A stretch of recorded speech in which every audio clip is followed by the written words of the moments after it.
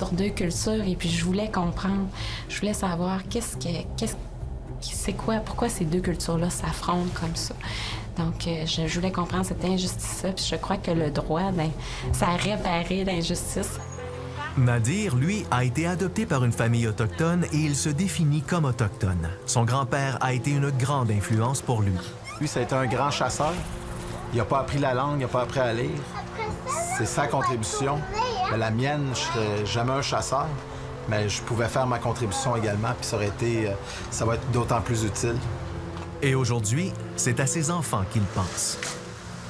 C'est toujours dur à dire quelle génération va pouvoir faire les grands changements. On va essayer de leur donner encore des meilleurs outils que ce qu'on a pu nous-mêmes recevoir, puis c'est à eux de prendre la décision s'ils vont continuer à mener le combat de la survie des peuples autochtones ou s'ils vont simplement s'intégrer dans la société canadienne. On va leur donner le choix, puis ça sera eux à décider. All right, here we go. You guys ready? Dans un moment, l'économie, c'est pour tout le monde. Et une mère qui a défié le sort. I'm a strong Aboriginal woman. Je suis une autochtone forte. I won't let anything stop. Et il n'y a rien qui m'arrête quand je suis décidée.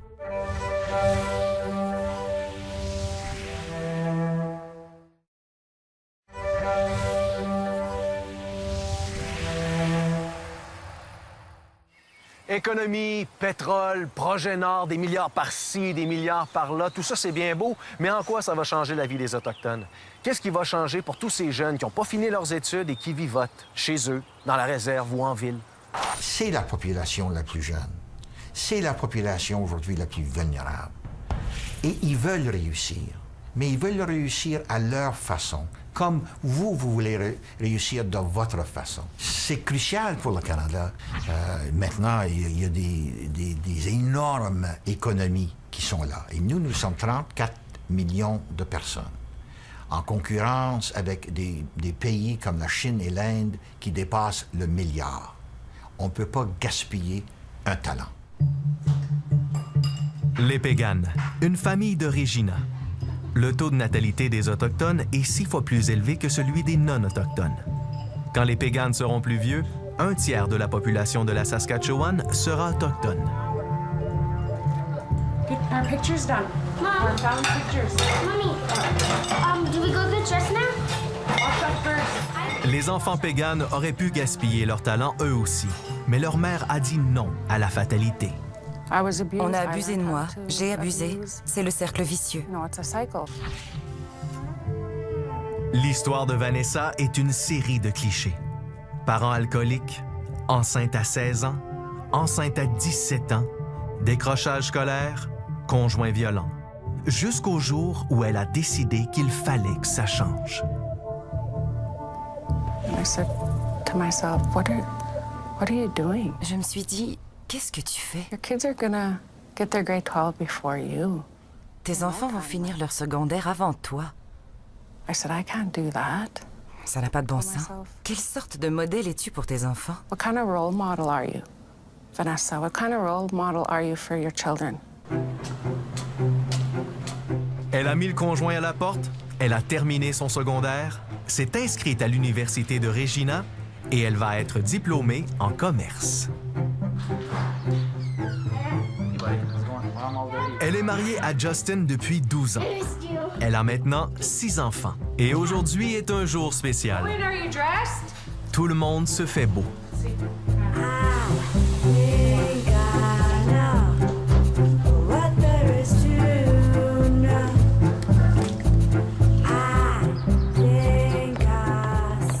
C'est le jour de la photo de famille.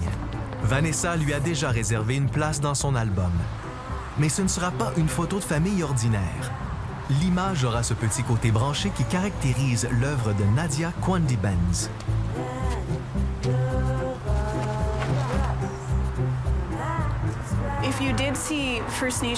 Notre image dans les médias a toujours été négative. Je me suis dit, je suis une artiste, je peux changer ça.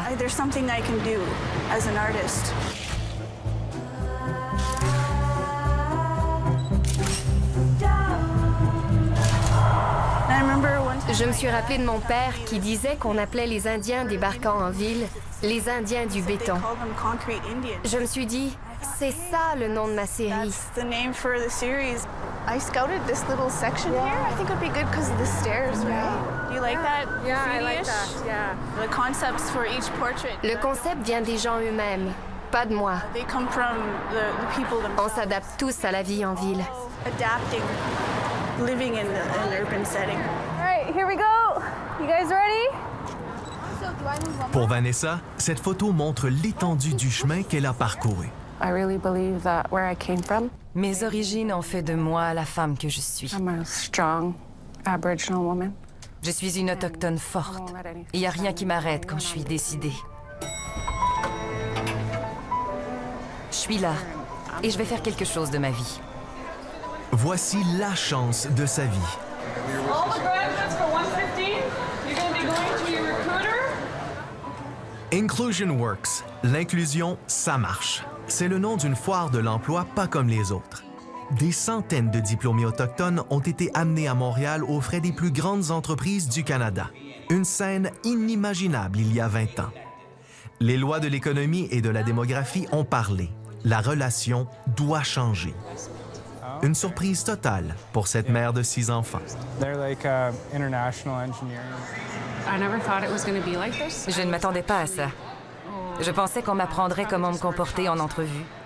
Je ne pensais pas qu'on me demanderait tout de suite quand je pouvais commencer et quel salaire je voulais.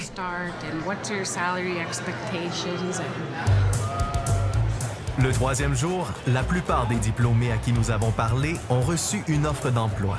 J'ai senti quand même qu'il y avait un intérêt de la part des employeurs. On sent que c'est de l'intérêt vraiment profond. De mon côté, de mon expérience, ce que j'ai senti, c'est qu'ils voulaient vraiment nous inclure dans le marché du travail. Vanessa aussi a eu une offre. À TD Canada Trust, on m'a demandé si j'étais intéressée à faire du temps partiel quand je retournerai à l'école. Ils veulent me former pour que je sois prête l'été prochain.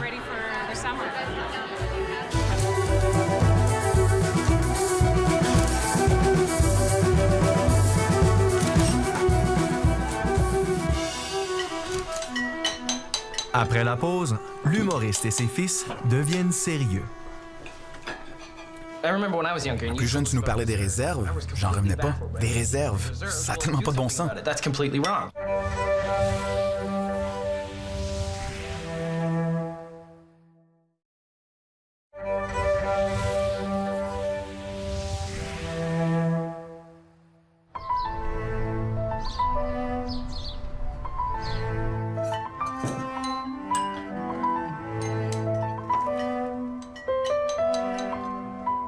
De plus en plus, au menu des repas chez Howie, les questions autochtones. Plus jeune, tu nous parlais des réserves. J'en revenais pas. Des réserves. Ça a tellement pas de bon sens. Son fils, Todd, est inscrit en études autochtones à l'université et ça ajoute du piquant au repas. Mais ces gens ne se sont pas envolés, ils sont toujours là. En grandissant, tous les garçons se sont intéressés à leur histoire, à leurs origines. Le thème du jour, l'ignorance qui sabote la relation. À l'école, les cours d'histoire et de sociaux commencent toujours avec les débuts de la colonisation. Il faudrait que ce soit enseigné partout pour combattre l'ignorance. J'en fais une blague. Je dis que le taxi, c'est gratuit pour nous, dans des autos de police. Et il y a toujours un jeune dans la salle qui va dire « Ah, le taxi est gratuit pour eux. Pourquoi ils ne retournent pas chez eux alors? » Dans son cours de sensibilisation, John Lagimodière s'attaque aux préjugés comme celui qui veut que tout soit gratuit pour les Indiens. On va commencer avec les taxes, qui paye quoi et où. Pour ça, il faut parler des Indiens et du statut d'Indien en prenant l'exemple de la Saskatchewan. Mais d'abord, nommez-moi 10 taxes. Allez, on va s'amuser. C'est assez compliqué. En Saskatchewan, les Indiens payent des taxes et des impôts, sauf s'ils travaillent pour un conseil de bande.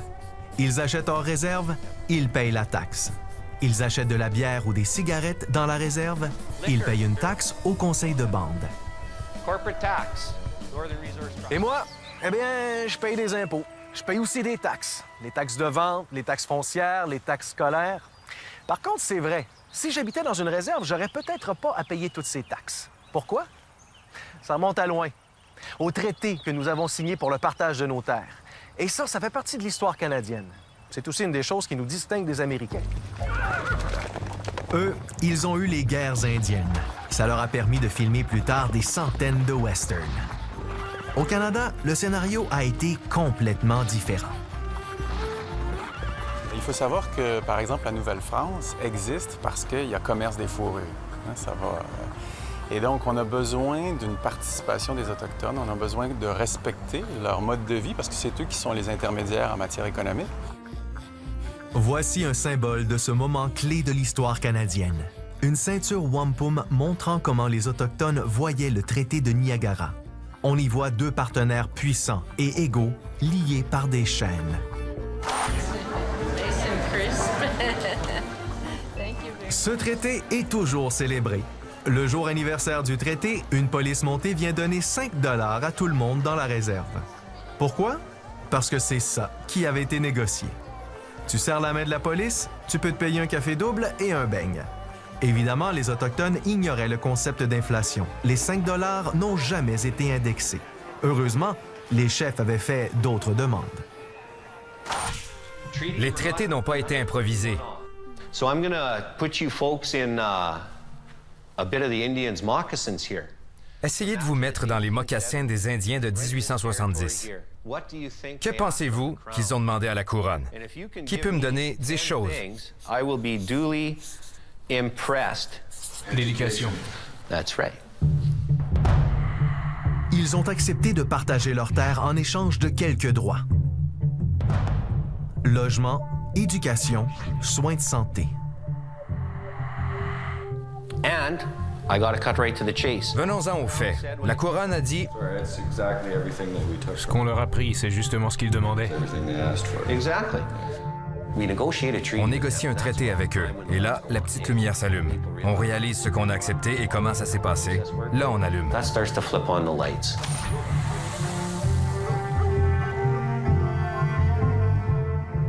La plupart des engagements n'ont jamais été respectés. Côté logement et santé, les chiffres montrent un sous-financement lamentable. Côté éducation, on parle de 30 % d'argent en moins pour un enfant autochtone. Et ça se voit. Il faut dire qu'un Autochtone ne reçoit par capita beaucoup moins d'argent pour son éducation primaire ou secondaire qu'un non-autochtone. Lorsqu'on parle de la prévention, dans le bien-être social, ils reçoivent beaucoup moins. Lorsqu'on parle de la santé, ils reçoivent beaucoup moins. Le problème qui existe, c'est que le stéréotype, c'est qu'on leur garoche de l'argent par la fenêtre, mais la vérité, c'est qu'il y a une discrimination dans l'éducation et dans la santé, dans le bien-être social, en comparaison avec les non-autochtones.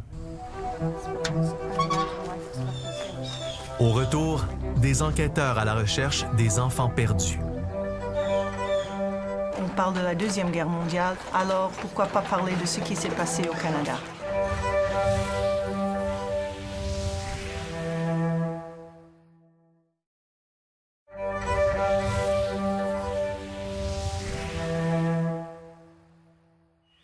Dans l'histoire des relations entre Autochtones et non-Autochtones, il y a un sujet qu'on évite d'aborder. Un sujet sombre, une tache noire dans l'histoire du pays. Mais pour aller de l'avant, il faut bien savoir d'où on vient, non? Des excuses, c'est déjà un bon début. Je me lève aujourd'hui pour présenter nos excuses aux anciens élèves des pensionnats indiens. Le traitement des enfants dans ces pensionnats est un triste chapitre de notre histoire. Je regardais ça à Saskatoon. Harper commence à parler. Plus un bruit. Pin drop. Stands up. Next thing you hear. Puis ça renifle. Ça pleure. Il y a des gens qui s'en vont. C'est trop pour eux. Ils pensent à l'impact que ça a eu sur leur famille. On ne veut pas être des boucs émissaires. On n'est pas responsable ici de ces présumés, pas atrocités, disons, de ces mauvais traitements, de cette incompréhension des Premières Nations. Je ne dirais pas présumé. Il y a eu des mauvais traitements. Et les pensionnats, ça a toujours un impact, non? Il faut